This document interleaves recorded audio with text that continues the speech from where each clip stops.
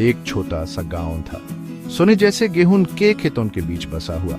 जिंदगी सादगी से भरी थी, लेकिन रवि के लिए यह जिंदगी सिमट लगती थी।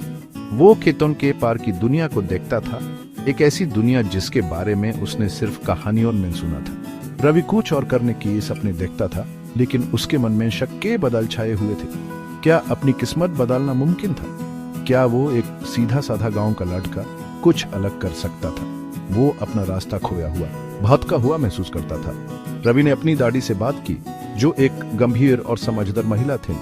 वो ध्यान से सुनती रही, उनकी आंखों के कोने झुर्रियों से भर गए। कभी कभी उन्होंने प्यार से कहा, हुमेन रास्ता दिखाने के लिए एक रोशनी की जरूरत होती है।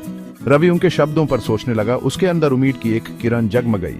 उसने गांव छोड़ने का फैसला किया, ज्ञान और अपने समझ की मदद करने का रास्ता ढूंढने के लिए। रवि दिनों तक सफर करता रहा। उसका दिल बेबस और अनिश्चित था। एक शाम वो पहाड़ों की गवर्नमेंट बेस एक छोटे से झोपड़े तक पहुंचा। एक बूढ़ा आदमी बाहर बैठा था, उसकी आंखें गहरी और शांत थी। रवि उसकी तरफ खिंचा चला गया, जैसे कोई अनजान शक्ति उसे बुला रही हो।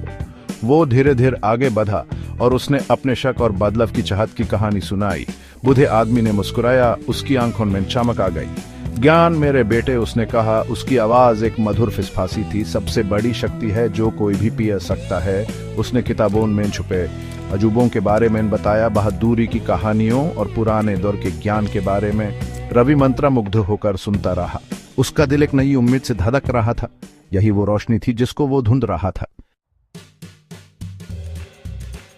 वो बूढ़ा आदमी रवि का गुरु बन गया। उसकी आंखें एक ऐसी दुनिया के लिए खोल दी जिनके बारे में उसने कभी सपने में भी नहीं सोचा था। दिन हफ्तों में बदल गए, हफ्ते महीनों में। जब रवि सीखने में खोया रहा, उसने इतिहास, विज्ञान और दर्शन की किताबें पढ़ी। उसने गणित की शक्ति, प्रकृति के रहस्यों और महान विचारकों की प्रतिभा के बारे में सीखा।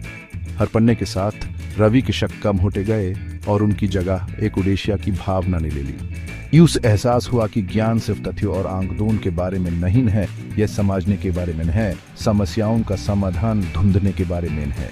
और वो रवि इस ज्ञान का इस्तेमाल कुछ बदलाव लेने के लिए कर सकता था। अपने गुरु को धन्यवाद देते हुए रवि अपने गांव लौट आया।